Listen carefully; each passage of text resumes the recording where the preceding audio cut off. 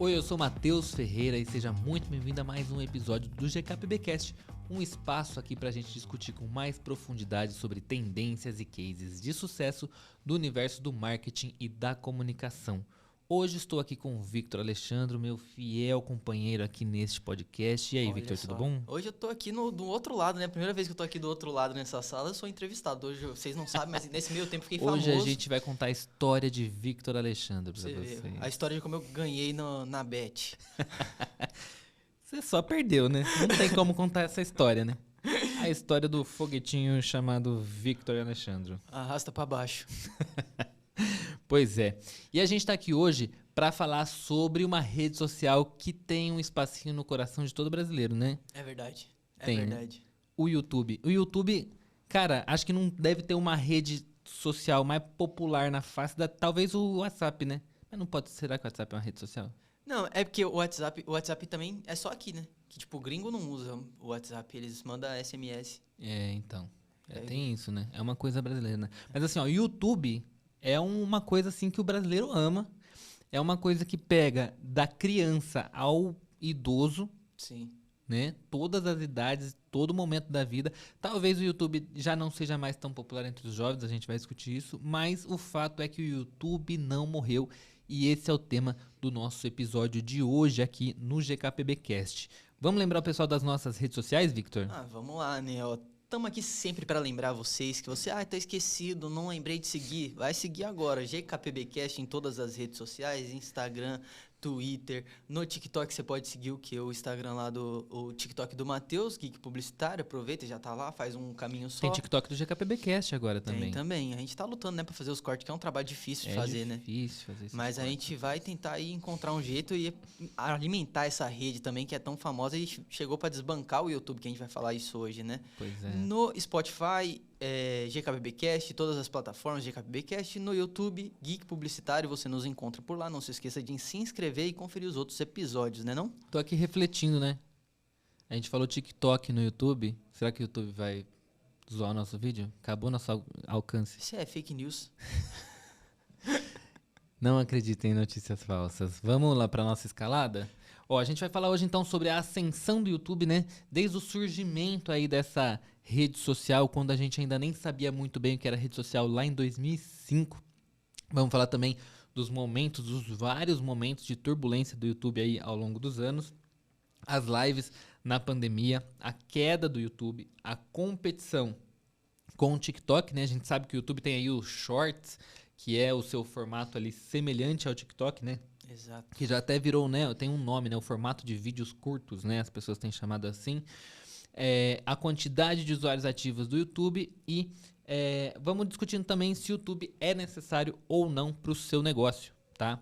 E pro final o Victor separou aqui pra gente um momento da gente falar de cases engraçadinhos aí sobre o YouTube. É verdade. Tem muitas coisas, né? Então aguenta aí que depois da vinheta a gente vai chamar aí o nosso tema de hoje. GKPBcast. Vamos falar então da ascensão do YouTube, né? Cara, eu falei pra vocês antes da gente começar a gravar que esse episódio ia mexer com a minha nostalgia, por quê? Porque eu lembro de descobrir o YouTube. Na verdade, quem descobriu o YouTube na minha vida foi o meu irmão. A gente, em 2005, o computador não era alguma coisa tão popular quanto é hoje. Era aquele computador da casa inteira, né? Sim. Então era um computador que todo mundo da casa usava. Então dividia o horário com seu irmão. Seu irmão não queria sair no horário que tinha dado, já era aquela briga, aquela coisa, né? Eu comprava o horário do meu irmão em troca de escambos de coisas, serviços de casa e comidas. Eu lavo a louça, você deixa ficar mais 30 minutinhos. Era assim. E eu lembro assim que era um momento que, por exemplo, a gente gostava muito de Green Day e alguns outros artistas, Avril Lavigne, Simple Plan e tal, era o auge dessa galera. E a gente procurava vídeo, né? Então tinha lá o Emule, o Casa A, o Shareasa. Lembra esses aplicativos, tudo de você baixava as coisas, música, vídeo e tal, né? Uma época pré-Spotify e YouTube, próprio YouTube, né? E a gente buscava muito essas coisas. E em algum momento, cara, o meu irmão pesquisou lá, acho que foi no Google talvez, e encontrou um show do Green Day, que era uma música só específica, e a gente deixou a noite inteira carregando o vídeo. Tinha essa. Então foi isso, ele deu um play E aí o YouTube começou a carregar. Na época não era igual é hoje, que hoje o YouTube carrega até um certo ponto só, ele para. Se você não tá assistindo, ele carregava o vídeo inteiro na hora que você apertava o play. Então eu apertava o play, deixava o navegador lá aberto, ficava a noite inteira e assistia o vídeo. Era mais interessante do que fazer o download de um vídeo por esses aplicativos peer-to-peer, né? Que eram esses Shareas e tudo mais, casar. Porque você conseguia ver ele já um pouco instantâneo, o que era, sobre o que era e tal, e tinha miniatura e tal. E eu lembro que na época a gente achou revolucionário, a gente achou muito legal, a gente achou muito incrível a história do YouTube. E não existia, tipo, já tinham outras empresas tentando fazer isso, mas o YouTube ele era um pouco inovador. E eu tava lembrando até, né, que diz a lenda, né, tem gente que contesta um pouco essa história, de que o YouTube nasceu no segundo andar de uma pizzaria nos Estados Unidos. A gente começou o episódio aqui falando de sci fake news, mas a gente vai nessa, né? Então, não, é que muita gente... Ó, tem um post aqui do Tecnoblog, por exemplo. Eu trouxe até isso pra não ser muito maluco, né? Tem um post do Tecnoblog que confirma isso. No início, o YouTube se estabeleceu no segundo andar de uma pizzaria de um barra restaurante chinês em San Mateo, na Califórnia. Então, era uma coisinha bem projetinho de uns cara nerd que sabia que queria fazer um negócio diferente com vídeos, né? Sim. E nessa época, o Google já tentava o seu próprio negócio, que era o Google Vídeos. Sim. Eu não sei se você lembra, mas esse era horroroso. Era ruim demais. Era muito Era um ruim. negócio que era um player do Todo lado esquisito. direito, uns vídeos do lado esquerdo, umas coisas nada a ver. Aham. Não carregava direito os vídeos, porque todo mundo usava internet de escada nessa época. E você via que ali o YouTube, talvez até hoje não tenha mudado a sua estrutura inicial, né? Que era Sim. aquele playerzinho de vídeo do lado esquerdo, vídeos recomendados, descrição do vídeo embaixo, comentários. Deu uma atualizada, uma modernada, mas não E o mudar logo mesmo a também essência. preserva muito, né, do que era, né? Antigamente era aquele IU e aí YouTube, que era meio como se fosse numa tela de Na televisãozinha, telinha assim, né?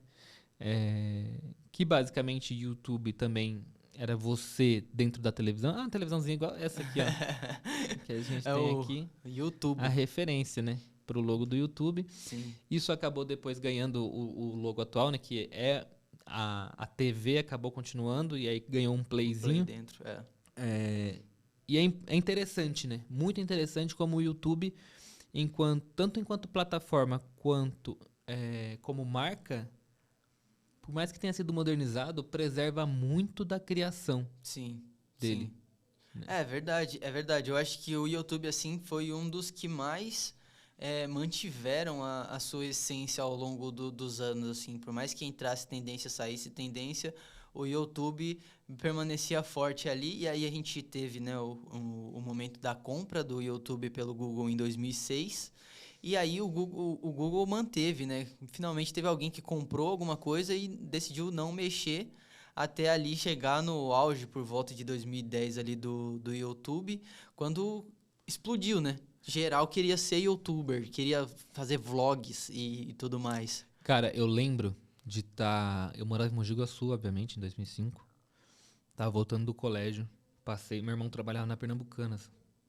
Passei pra falar com meu irmão na loja e um cara falou pra mim assim: "Você viu que o Google comprou o YouTube?" Do nada, assim, tipo, puf, mandou essa. Toma aí, ó. Do nada.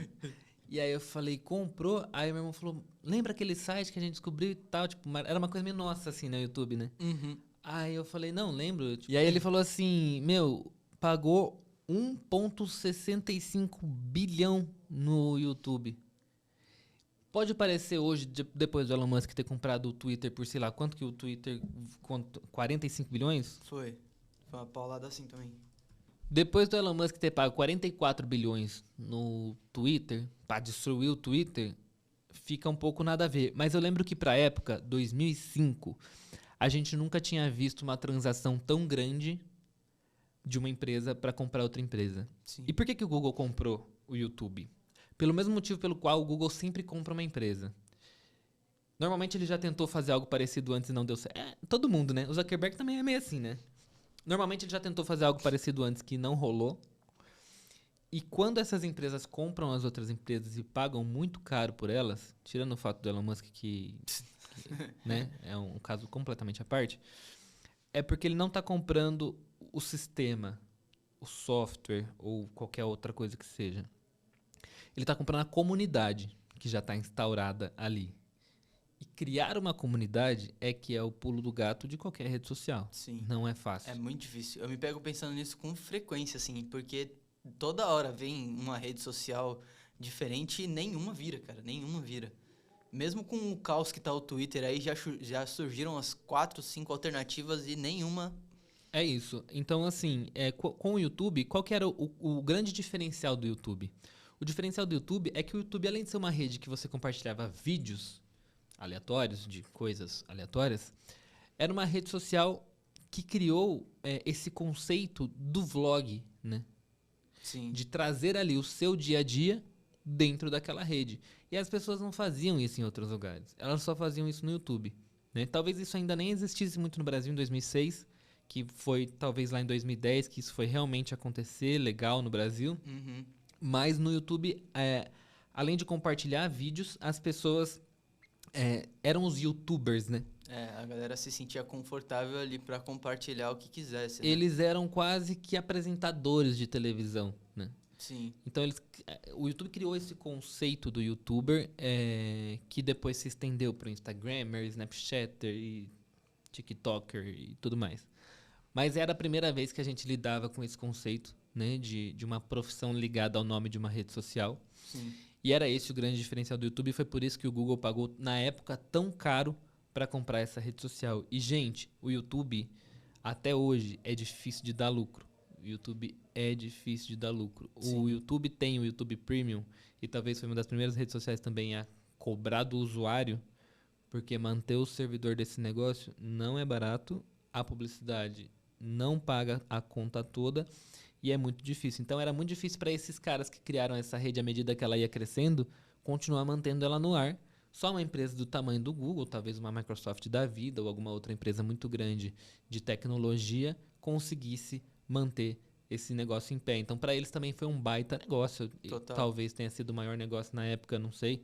Mas, assim, foi com certeza um dos maiores negócios financeiros relacionados à internet naquela época. Então, foi um baita negócio para eles venderem isso e botar isso na mão do Google para lidar com esse problema de infra.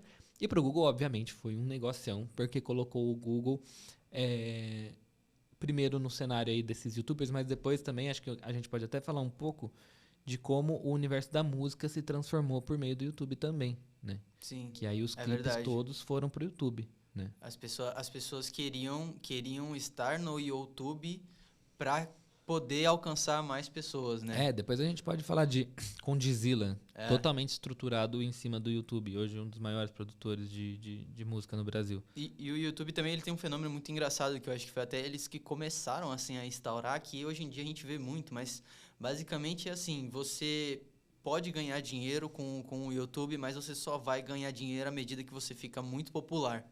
Então, esse conceito da galera ganhar, por exemplo, quando você tem muito pouco seguidor inscrito no YouTube, você tem uma baixa audiência, você ganha muito pouco, quase nada. E aí, à medida que você vai ganhando dinheiro, quanto mais você ganha, mais você vai ganhando, assim. É meio que um esquema de pirâmide de você mesmo dentro do YouTube ali, né? Sim. E aí teve o que você tinha falado, né? Desse auge em 2010, com o surgimento dos grandes YouTube. A gente tá falando desse auge no Brasil, né? Talvez nos Estados Unidos esse auge tenha vindo um pouco antes. Talvez aí 2007, 2008. Mas aqui no Brasil a gente teve os gigantes, né? O Felipe Neto, que talvez tenha sido o primeiro grande YouTuber. A Kéfera também começou a Kéfera começou em 2010, né? Que foi na época da Copa da África do Sul, quando ela fez um vídeo criticando as vuvuzelas, que foi o primeiro vídeo dela. E depois ela explodiu. Né, tu? Não, sei lá, por que eu sei disso? Não sei por Caraca. que eu tenho essa informação. Mas é que teve uma época que eu acompanhei muito de perto a Kéfera. Foi lá pra 2014, por aí, que era uma época que eu acompanhava muito ela. E eu lembro que o primeiro vídeo dela, ela foi criticando as vuvuzelas e tal.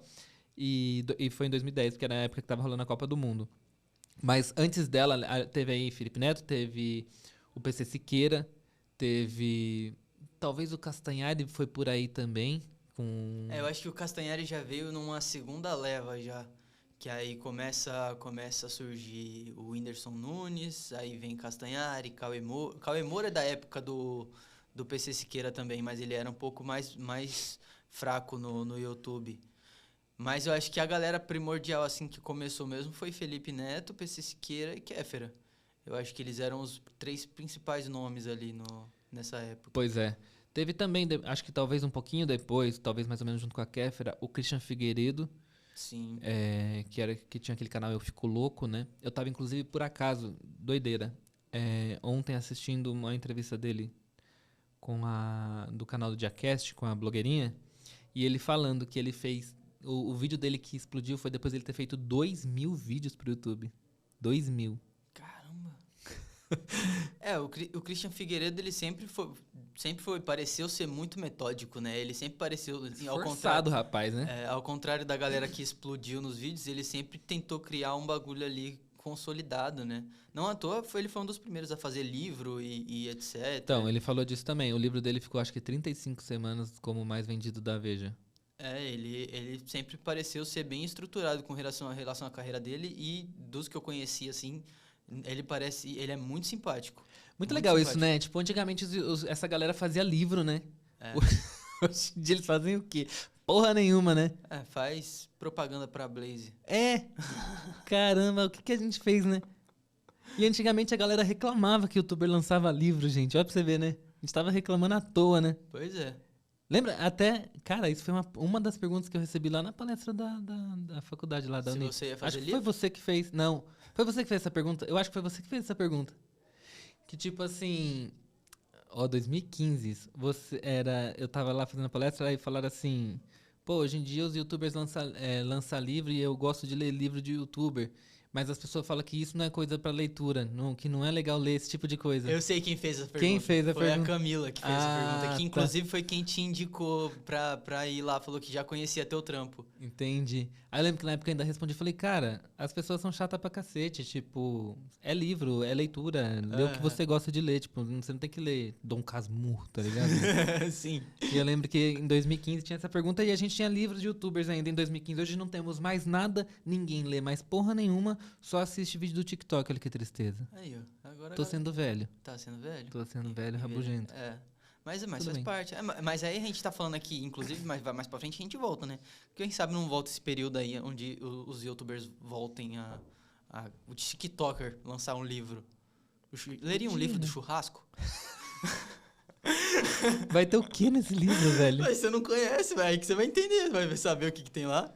Talvez uma biografia deles. Aí tudo bem. E aí a gente entra então na parte desses momentos de turbulência, né? Tem uma coisa que acontece com o YouTube também, que parece que tudo que acontece no YouTube pesa mais do que o que acontece em outras redes sociais. Eu tenho um pouco dessa sensação. Tudo Sim. na mão do YouTube é mais caótico do que se acontecesse em outro lugar. Não sei o que rola, não sei se é karma do Google, não sei se, na verdade, todo mundo tem inveja de que o Google é dono do YouTube, mas tudo que acontece no YouTube vira um problemaço pro Google resolver. Mas eu acho que é por causa da responsabilidade afetiva também. Porque o YouTube é o maior, cara. Não tem como. Você pode falar o que for, mas eu tenho TikTok. Beleza, o TikTok hoje tá gigantesco. Mas quem é maior e ficou há mais tempo consolidado foi o YouTube. Tá, mas por exemplo, estão reclamando das crianças que estão no TikTok? Nem tem ninguém reclamando. O TikTok não tem nada pra criança. O TikTok não tem uma versão infantil. O Google tem que cuidar de tudo. E cuidando de tudo, o Google ainda toma um monte de porrada. É verdade. Por exemplo, começou com a história da indústria da música. A indústria da música foi lá, falou, não dá pra ficar... Eu tinha uma conta no YouTube. Como eu criei o YouTube vendo vídeo do Green Day, eu subia vídeo do Green Day. Uhum. E não sabia. A minha conta chamava Sem Jimmy, que era um personagem do American Idiot. Tipo, eu não sabia nada de direitos autorais nem nada. Eu e meu irmão, a gente catava vídeos que a gente baixava no Kazaa, no Shariada, e botava esses vídeos no YouTube. É uma pirataria da porra. Mas a gente não tinha noção dessas coisas até então. E até então, 2005, a internet era a casa do Caqui, né? Aí a gente fazia isso. Aí em determinado momento, lá pra 2007, 2008, o YouTube simplesmente excluiu a nossa conta. Tinha um monte de vídeo pessoal nosso que a gente perdeu. porque tinha um monte de conteúdo de direito autoral lá. Uhum. Eu lembro que depois chegou uma época que a gente traduzia os vídeos, legendava os vídeos e subia. Tipo, a gente gostava da comunidade que gostava de música de dentro do YouTube. A gente não sabia nada. Talvez hoje o nosso canal nunca tivesse caído. A gente só não monetizaria. Sim. E nessa época não era monetizado, entendeu? Mas foi esse primeiro momento onde eles simplesmente derrubaram tudo até entenderem que a indústria fonográfica poderia fazer dinheiro com esses conteúdos. Total. Né? Mas foi o primeiro grande problema do YouTube. Se você subisse uma música no seu perfil do Orkut, não dava problema. Se você subisse uma música em qualquer outro lugar, não dava problema. Mas no YouTube dava problema. É né? verdade. Depois você tem a questão das crianças. As crianças estão usando demais o YouTube para assistir vídeo. O que a gente vai fazer? O YouTube criou lá o YouTube Kids. Criou um espaço seguro para as crianças dentro do YouTube. Depois eu lembro de outras situações muito horrorosas que aconteceram com o YouTube, que eu não quero nem falar aqui, mas assim, que aconteceram coisas muito ruins, transmitidas ao vivo dentro do YouTube, Sim. e o Google, de novo, foi responsabilizado por isso e precisou lidar com esse tipo de coisa. Hoje, na hora de fazer upload de um vídeo no YouTube, você tem que confirmar lá que o seu vídeo não tem um monte de coisa, tem todo um processo gigantesco de direitos autorais, de que você não fala palavrão, de que você não incentiva crianças a fazer tal coisa. Você tem que lá falar assim, ó, tô aqui nos conformes. Cair na malha fina do YouTube. Porque o YouTube vai responsabilizar você, porque o YouTube é penalizado por causa dessas coisas o tempo todo. Sim. Coisa que, cara, você tem que responder alguma pergunta pra subir um vídeo no Instagram? Nenhuma. Então eu não sei por que tem 2 pesos e 2 medidas na internet, principalmente relacionado ao YouTube, sabe? Você vai subir um vídeo, na época que tava todo mundo subindo vídeo no Facebook, ninguém respondia nada, era enviou um vídeo no Facebook e acabou. Depois que eu me lasquei, porque eu coisava lá, eu postava todo dia o passinho do Romaninho, uma música diferente lá no Facebook. Quando caiu foi acho que em 2018 que teve aquela lei dos direitos autorais. Quando foi que teve a lei dos direitos autorais, que teve uma maior polêmica na Inglaterra, os caralho. Então, teve aí essa polêmica e aí todo mundo teve que passar a tomar mais cuidado com questão de direitos autorais, que foi quando o Facebook começou a barrar, Instagram começou a barrar. 10 anos depois do YouTube. Né? Sim. Então, tipo, muito diferente. Quanto dinheiro o Facebook não fez em cima de direitos autorais aleatórios? Mas a história do Facebook é essa. Né? O Zuckerberg tem o direito de fazer besteira, né? Essa é a verdade, né? Pois é. E aí, enfim, a gente... acho que também entra uma coisa que o YouTube tinha como diferencial, talvez hoje não tanto, porque o TikTok também está fazendo isso muito bem, outras redes também têm feito, que é desde o início, desde o início não, muito cedo, dentro da história da rede, da história até do próprio criador de conteúdo, o YouTube monetizou as pessoas que criavam conteúdo ali. Sim. Por quê? Porque o Google já fazia isso com o Google AdSense lá atrás, que era dono de blog, né? Uhum. O AdSense foi responsável por financiar a operação de muitos blogueiros aí, que talvez tenha sido, né? O blogueiro foi a única coisa que a gente teve, talvez, antes do YouTuber. É verdade. Né? Que tem lá um não salvo da vida, não né? Entendo. Essa galera. Sim. O próprio Kibiloco lá, né? Do Tabê, né? Sim. E ele já tinha esse modelo e o Google já entendia que esse modelo incentivava a criação de mais conteúdo e decidiu aplicar isso para dentro do YouTube. Então começou-se a se receber dinheiro em troca de conteúdo. E acho que talvez essa história de monetizar o criador trouxe tanta responsabilidade para o YouTube, né? Porque ela estava trocando dinheiro ali internamente com esses criadores e aí algumas pessoas passavam muito dos limites em troca de fazer dinheiro. Sim, é verdade, realmente.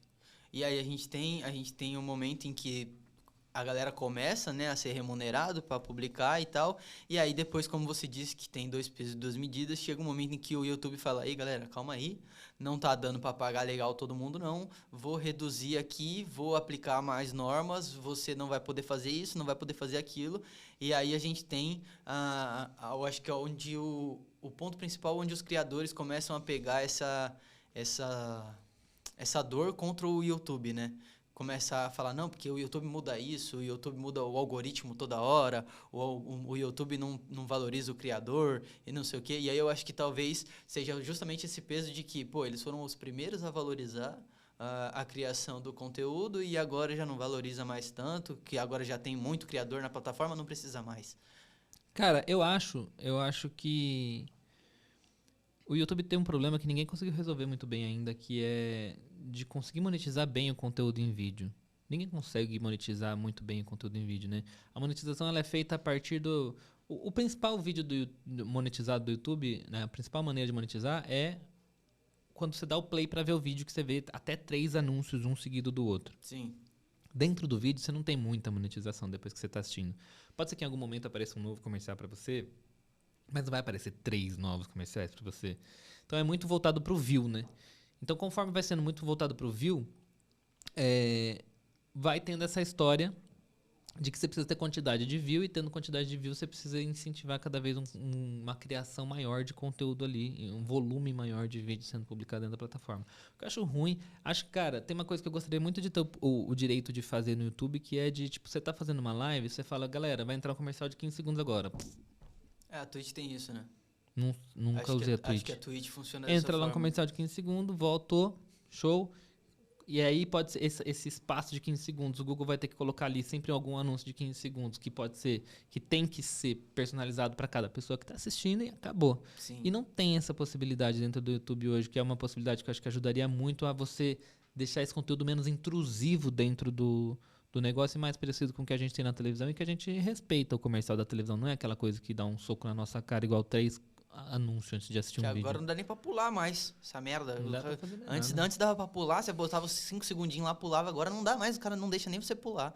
E aí eu acho que eles têm tentado, assim, não vou tirar totalmente o mérito do YouTube, mas eles têm tentado, né? Agora eles colocam aquele negócio de seja membro, que é tipo um Patreon, é tipo um modo de apoiar o criador. Então a galera que gosta do conteúdo do cara vai lá e paga R$10, uma quantia, sei lá. Será que pega? Não sei se pega isso, cara. Então, eu acho muito legal, mas eu não vejo muito criador Eu acho que isso devia... incentivando. Então, eu não sei se funciona como deveria. Eu acho que isso devia ser num estilo mais AdSense da vida. Do tipo, cara, você tem um AdSense. Cria um negócio que você, dentro da sua conta do AdSense, as pessoas podem assinar o seu AdSense, entendeu? E aí, tipo, você pode ter isso em vários lugares. Então, você pode compartilhar isso com o pessoal que te segue no Instagram. Você pode compartilhar isso com o pessoal de outras plataformas. Mas será que não fica muito complexo fazer dessa O forma? Patreon é basicamente isso, né? Né? A ideia do não inviabilize lá, ela faz muito sucesso com a Então. plataforma dela lá. E aí tem, por exemplo, essas crowdfunding da vida, né? Como é que chama? Eu nem sei agora qual que é o que faz mais sucesso no Brasil. Que é a vaquinha? Vaquinha, né? Tem o Vaquinha, por exemplo. Também é isso, tipo, você coloca em qualquer lugar, né? Você consegue trazer grana de qualquer lugar. Até Sim. o próprio PicPay tem um sistema que você consegue ir lá fazer. Tem um monte, tem o Padrim também e tal. Então, assim, eu não sei se dentro do YouTube, você está assinando ali dentro do YouTube para ter acesso a coisas só do YouTube. Talvez fosse legal o criador ter um lugar onde ele consegue oferecer um pacote de conteúdo de diversas redes sociais, porque ele hoje não está mais só no YouTube criando Sim. conteúdo. Sim, né? é verdade. Então eu não sei se pega muito por conta disso. Eu acho que faltava ali uma coisa mais universal, como é, por exemplo, o caso de um AdSense da vida, que você coloca no seu site, coloca em qualquer site que você quiser. É verdade. Né? Então eu acho que, não sei se essas coisas de assinatura elas vão pegar muito, porque eu não sei se o público também tá a fim de assinar para ter só o conteúdo do YouTube daquele cara. Porque hoje em dia, quem faz conteúdo só no YouTube? Não dá para ignorar as outras redes sociais mais. Não tem como, não tem como. E aí agora, inclusive, as pessoas tinham passado a ignorar o YouTube, né? Mas vamos pular para aqui a parte das lives na pandemia, para a gente começar a chegar aí da competição acirrada entre o YouTube e o TikTok, né? E a volta do YouTube. Mas durante a pandemia a gente teve um evento muito legal, que a gente vem de um período onde a galera usava o YouTube, mas não usava e tudo mais. A gente entrou no período de pandemia onde começaram, os shows físicos passaram a ser live, né? Todo mundo fazia live, era a live da Marília Mendonça, que foi um sucesso gigantesco. E aí, até aí o YouTube tava, bom, ok. Imagina cuidar desse servidor, o mundo inteiro assistindo live, e o desgraçado do artista fazia uma parceria com todo mundo, e o YouTube recebia porra nenhuma por Nada. essa parceria, e tinha que estruturar essa bendita dessa Palhaçada. live. E aí, rolava a live lá, tava bem, tudo, não sei o quê. Só que, em 2021, a galera já não queria mais saber de live. galera queria saber de outras coisas. A gente já falou aqui no outro episódio de que ninguém aguentava mais, e aí foi quando o TikTok começa a ganhar relevância, né? Começa a ganhar essa fatia de mercado aí, que vem crescendo cada vez mais até hoje, né? Nunca tinha parado pra pensar que talvez o sucesso do TikTok fosse também um cansaço do YouTube. Porque o sucesso do TikTok é um cansaço do Instagram, isso a gente sabe, Sim. mas também é um cansaço do formato do YouTube, né? Você tá tomando live na sua cara 24 horas por dia, você não aguenta mais. E era um momento onde estava todo mundo investindo muito no Instagram. O YouTube já tinha ficado um pouco de lado por alguns criadores. E você não tinha mais tanto vídeo novo e tanto vídeo legal assim para assistir no YouTube. E aí você acaba indo pro TikTok, e que foi o que fez o TikTok bombar. Exato. Pensando muito nisso, o YouTube vem com a história dos Shorts, Sim. que até hoje é meio que um Frankenstein ali dentro da plataforma do YouTube, né? Sim. É um negócio muito estranho, não dá pra entender muito bem o que eles querem com aquilo. Você pode fazer um vídeo de 60 segundos só. Todo mundo que faz vídeo ali pro Shorts não usa um vídeo exclusivo pro Shorts, pega o vídeo de algum outro lugar pra tacar ali dentro. Uhum. Tem volume? Até tem volume, mas assim, é tudo muito esquisito dentro do Shorts. Até hoje acho que o YouTube não conseguiu fazer alguma coisa lá. Consolidar a parada ali, Acho né? que eles do não que eles conseguiram querem. encaixar os Shorts dentro do que eles têm Sim. como modelo de negócio do YouTube, né? Acho que eles também não têm muita vontade de que o Shorts seja o negócio principal deles. Eu acho que eles só fizeram ali mesmo pra uma alternativa do TikTok, e eu não sei se eles vão tentar investir nisso, mas eles passaram a monetizar agora os shorts também, né? Sim, agora eles estão monetizando os Shorts também. E eu lembro que no ano passado, quando eu estive na VidCon, a ativação do YouTube foi totalmente focada no YouTube Shorts. Lembrando que a VidCon era patrocinada pelo TikTok, então tinha muita discussão sobre TikTok dentro da VidCon, e o tava com uma puta ativação gigantesca com o MrBeast lá na frente do espaço onde acontecia a VidCon, e era totalmente focada para promover o YouTube Shorts, principalmente para criadores de conteúdo. Então, eles querem promover os Shorts, mas aparentemente sinto que eles não querem muito largar o osso do formato tradicional que eles têm. E aí eles acabam dando até sorte, né, nesse período, porque entre vindas e indas e vindas do algoritmo deles e a chegada do TikTok, eles chegaram a lançar os shorts para tentar bater de frente com o TikTok lá, mas coincidentemente ou não, eles deram muita sorte com a ascensão dos videocasts, que a galera começou realmente a migrar e assistir horas e horas de conteúdo dentro do YouTube, né? Que talvez tenha até um pouco dos motivos deles mudarem o algoritmo aí para beneficiar canais que postam vídeos mais longos. Sim, e aí a gente tem fenômenos como Flow, como Podpah, Poddelas, Podcats, muitos pods. GKPBcast. GKPB.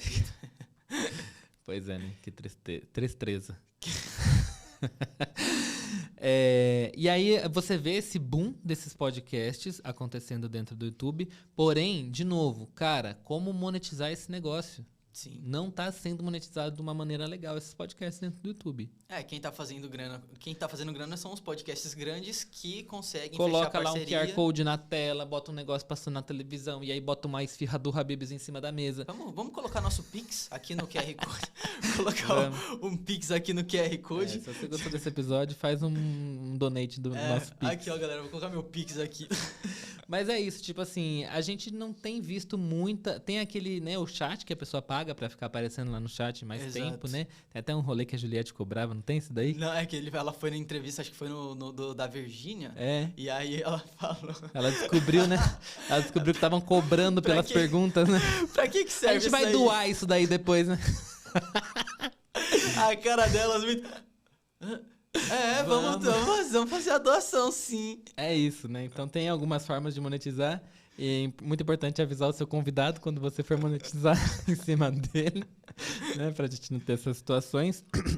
Mas a gente tem uma informação muito relevante, né? Que eu acho...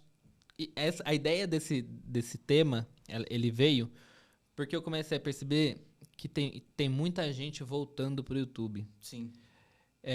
E um nome que me fez ficar muito intrigado com essa história foi a Boca Rosa, a Bianca. Ela já tinha saído do YouTube há muito tempo e, de repente, ela voltou com tudo, com uma casa de 18 milhões de reais, mas fazendo uma porrada de vídeo para o YouTube e com essa promessa do estou voltando para o YouTube, e de repente você começa a ver que uma série de outros influenciadores voltam para o YouTube. E por que isso acontece? Isso acontece porque, apesar de tudo, o YouTube consegue manter uma audiência muito engajada, Sim. né? E muito fã. O YouTube tem isso, né? O YouTube traz o fã.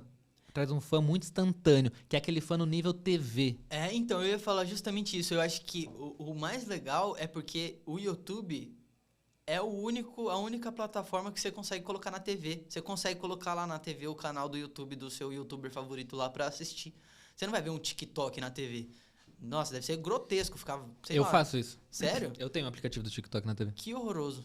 Não faz sentido o TikTok na TV. Faço isso. O YouTube, ele é basicamente um canal de TV ali que você escolhe exatamente o que você quer assistir. Pois é. E ultimamente vinha sendo difícil, porque tem um fator aí que eu não quero entrar muito agora, daria pra fazer um programa só disso, que é como o YouTube se estruturou no Brasil pra virar um reduto de maluco de política. É verdade. Porque desde 2018 até 2022, política deu muito dinheiro pro YouTube. E o YouTube, inclusive tem uma matéria, se não me engano, do The New York Times falando isso, como o YouTube virou o reduto da extrema-direita no Brasil. Sim.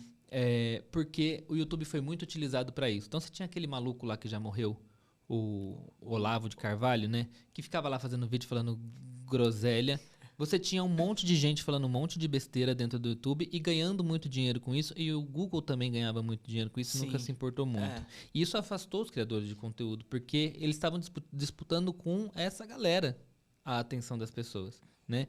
Então agora acho que o próprio YouTube se volta para sair um pouco mais disso, Sim. para tentar falar de outras coisas que não sejam, e também talvez o momento da sociedade permita sair um pouco disso, né? E você vê que esses youtubers estão voltando. E aí a gente trouxe aqui, né? Acho que você podia trazer pra gente os dados de usuários ativos do YouTube aí. Sim. Então, de acordo com o sistema de mídia do próprio Google, e aí eu dei uma pesquisada para ver se eu encontrava essa informação em outros lugares e tudo mais, mas realmente, no mês de maio, o YouTube totalizou 141 milhões de usuários ativos aqui no Brasil. 142, né? Isso, 142 milhões. E aí ele fica atrás só do WhatsApp, que fica em primeiro com 169 milhões. É muita gente usando o YouTube. Geral tá usando o YouTube. Eu acho que justamente vem tudo daquilo que a gente vem falando já nos outros episódios do GKPBcast, que é o ressurgimento das tendências anteriores, tudo voltando para ser o que é agora. Tem a questão de que o jovem da época lá de 2010 do YouTube agora tem sua própria casa, tá assistindo lá na sua própria TV. Tem também o ponto de que o YouTube é a única rede social que você consegue colocar na sua TV de maneira agradável para assistir o conteúdo. Então eu acho que realmente, se eles souberem aproveitar esse hype aí, o YouTube tem muita coisa para ganhar agora. Convenhamos também que na televisão não tem mais muita coisa relevante, né? Cara, eu gostava de assistir televisão linear. Globo... Sim. SBT e Record nunca foram lugares muito agradáveis, mas a Globo era um lugar agradável antigamente, De né? fato. Tinha conteúdo de qualidade, mas hoje em dia ou você assiste alguma coisa na TV fechada, tipo a única coisa de linear que eu tenho assistido ultimamente é Globo News, mas na TV aberta, no linear, cara, tá horroroso, assim, tá? Tipo, tem um negócio muito esquisito, parece que o modelo estagnou e ninguém conseguiu fazer mais nada de diferente, nem algumas tentativas que a gente vinha vendo as emissoras tentando em 2015, por aí, a gente não tá vendo mais. A entendeu? última ascensão da TV linear que a gente teve foi o Vai Dar Namoro com o Rodrigo Faro, que eles fizeram uma parceria com o Casemiro lá, por causa dos cortes que ele fazia na live dele lá, e ele assistia o programa. E aí, que eu me lembre, foi a última vez, assim, que a TV Mas muito conseguiu pequeno, invadir. né? Talvez o BBB, mas era um contexto de pandemia e que acho que nem a Globo tinha parado pra se dar conta de que assim que a gente saísse da pandemia, esse hype do BBB ia acabar. Sim, né? com certeza. E sim, acabou, e ainda mais com o elenco horroroso que eles escolheram para a última temporada. Talvez numa próxima temporada possa sobreviver um pouco mais, e aí que a gente vai ver se realmente foi o formato ou se foi o elenco. Alô, Boninho, me põe aqui à disposição, tá? Por favor, me convida. Vamos para as nossas considerações finais? Eu acho que a gente pode fazer esse do YouTube para o meu negócio no em uma outra oportunidade e aí falar também de cases engraçados também, porque eu queria falar sobre as nossas histórias com o YouTube e tudo mais o que a gente já vivenciou. Vamos lá, vamos para as considerações finais então. Eu acho, cara, que primeiro, o brasileiro tem essa ansiedade de ter a sua rede social do momento, que é um problema. Sim. A gente está acostumado a trocar de rede por coisas que aconteceram particularmente no Brasil. Por exemplo, a gente teve o Orkut. Talvez só a Índia acompanhe a gente nessa história do Orkut, né? E os filipinos. E os filipinos, exato. Então, assim, a gente teve o Orkut. Do Orkut a gente foi pro Twitter. Do Twitter a gente foi pro Facebook. Do Facebook a gente foi pro Instagram. Pro Instagram e para o YouTube, talvez ao mesmo tempo. E aí, depois disso, a gente vai pro TikTok. Então, a gente pula de rede em rede, sempre tendo a nossa rede social do momento. Isso é uma particularidade do Brasil. Mas uma coisa que a gente não pode esquecer é que algumas redes sociais, elas podem conviver. Sim. Elas podem se coexistir e podem ser complementares. Então, eu entendo o YouTube como uma rede muito complementar. O YouTube é uma rede onde você vai ter um podcast com duração de 1 hora, né? E você vai ter um público que está a fim de assistir 1 hora. É todo mundo que vai ter 1 hora para te assistir? Não é. Então, vamos ver um Shorts ou vamos ver um Reels ou um TikTok de 1 minuto e meio. Mas, quem tiver a fim de consumir 1 hora do meu conteúdo, vai consumir 1 hora do meu conteúdo. E quem é esse cara? Esse é um cara que gosta muito do meu trabalho. Esse é o fã. Esse é a pessoa que acompanha real e que é quem está disposto a gastar dinheiro com você, é quem está mais disposto a contribuir com você, seja com a sua própria atenção, que a gente fala muito de economia da atenção, ou com dinheiro, efetivamente. E é por isso que esses criadores, então, têm voltado os seus olhos para o YouTube, porque entendem que o YouTube é essa ferramenta aqui, por exemplo, no TikTok. Quantos novos influenciadores de TikTok surgem todos os dias? É muita gente, entendeu? E no YouTube você já tem ali um cenário um pouco diferente, que tem esse ar um pouco mais de artista ou não para esses criadores. Então eu acho que o YouTube deve, primeiro, ele demonstra em números que ele continua sendo uma rede extremamente relevante, né? A gente trouxe aqui 142 milhões de usuários, mas isso é um crescimento de 3% em relação a fevereiro de 2022, que foi 138, e um crescimento que foi um crescimento já de 9% de outubro de 2021. Ou seja, é uma rede que vem crescendo ao longo dos meses, não está declinando esses números, né? Eles ainda estão crescendo e é uma rede que já passou da fase da maturidade, né? Já poderia ter passado, inclusive, não é uma rede nova. Uma rede que já está aí há 18 anos nesse universo, conseguindo se manter em crescimento. Ninguém tem outra rede que está nesse momento. Nem o Zuckerberg não tem nenhuma rede que esteja nesse momento, por exemplo. Tá passando mal o Zuckerberg nesse momento agora. Tá respirando por aparelhos. Ele e o próprio Instagram. Os dois. Não, eu concordo total com o que você falou. Eu acho que o YouTube é justamente isso. É uma rede para você se consolidar, é uma rede para você mostrar mais de quem você é. É uma rede de você trazer um conteúdo mais recheadinho, um conteúdo mais fechado, ao contrário de uma pílula que você solta ali no TikTok, em outras redes, numa foto, no Instagram e tudo mais.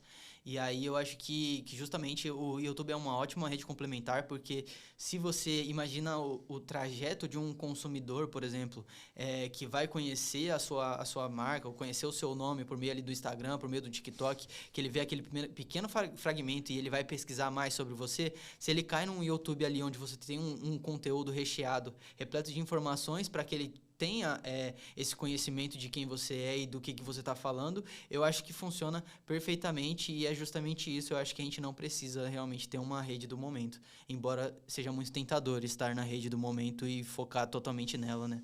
Sim, eu acho que tudo bem focar na rede do momento, mas desde que você continue fazendo um trabalho relevante nas suas outras redes também.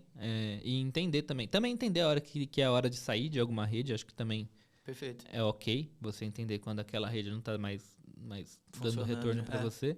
Mas o fato é que o YouTube ainda é muito relevante e principalmente para esses grandes criadores aí que têm os seus fãs, né, que vão acompanhando e que gostam de saber muito mais sobre a sua rotina e talvez não tenha uma plataforma melhor para se fazer isso do que o próprio YouTube, né? E a gente pode falar também do declínio do formato do Story, que foi um formato muito explorado nos últimos anos e que hoje já não é mais o formato do momento e já não é um formato que traz retorno pra quase ninguém mais, que é o tal do Story. Porque tá todo mundo focando nesses vídeos curtos de Reels e TikTok, e o Story não tem encontrado muito espaço. Talvez o Story era um lugar legal pra fazer o seu vlog e compartilhando de 15 em 15 segundos ali o seu dia, e agora as pessoas têm essa necessidade de trazer então o seu vlog pra um formato mais no tipo YouTube também. Sim. Isso é uma outra possibilidade. Eu não sabia que esse episódio ia render tanto, né? Pois é. Vamos pro nosso fechamento? Vamos lá. Galerinha, esse foi o nosso episódio. Eu falei galerinha, lembrando o saudosismo do YouTube, né? E aí, galerinha? Aqui é o Juninho Gameplays do microfone estourado. Para lembrar vocês que o Spotify permite que a gente faça perguntas, enquetes e tenha essa interação com vocês. Então hoje a gente deixou uma pergunta aí para saber se você, que é a nossa audiência aqui, ainda acompanha conteúdos publicados no YouTube. E aqui se refere não só a podcasts, videocasts, como também conteúdos específicos, com vídeos menores de 10 minutos e tudo mais. Não esquece de responder aí pra gente, e se você tá pelo YouTube, também tem o espaço aqui da caixinha de comentários para você responder essa pergunta e interagir com a gente, belezinha? É isso aí. Lembrando que se você estiver ouvindo e ou assistindo, porque também dá para assistir a gente no Spotify, você pode deixar 5 estrelinhas pra gente aí, que vai ajudar muito a gente e ajudar então o Spotify a recomendar esse nosso podcast para outras pessoas. Estou muito feliz porque estamos com 4.9 estrelinhas, mas acreditamos que a gente consegue chegar lá nas 5 estrelas, ou se a gente não chegar nas 5 estrelas, a gente quer ter um volume maior de respostas ali, né? Porque por enquanto acho que tem 9 respostas, a gente precisa crescer um pouquinho esse número, né? Mais pessoas votando 5 estrelinhas. Exatamente. E aí, gente, quero falar para vocês também das nossas redes sociais. A gente é @GKPBcast no Twitter, no Instagram e no TikTok. E se você quiser encontrar o nosso episódio aí em vídeo nesta plataforma que falamos tanto dela aqui hoje, chamada YouTube, é Geek Publicitário. Lá no nosso canal você vai encontrar o nosso vídeo também, certo? Certíssimo. E a nossa no Instagram, você encontra o Matheus por @FerreiraMatheus e no Twitter por Matheus Ferreira. Bonitinho, que esse user dele dá inveja, hein? Mas também tem que ficar ligeiro que 2008 eu fiz. se surgir um próximo Twitter aí, você tem que ficar ligeiro pra pegar esse Matheus Ferreira de novo. Pois é, o Threads disse que vai manter o do Instagram, então não dá. Aí, lascou. E eu sou o @VictorALexandro no Instagram e no Twitter e no Threads. Provavelmente vou continuar sendo, aparentemente, né? Sim, é isso aí. A gente se vê na próxima semana. Um beijo pra vocês e até semana que vem. Falou!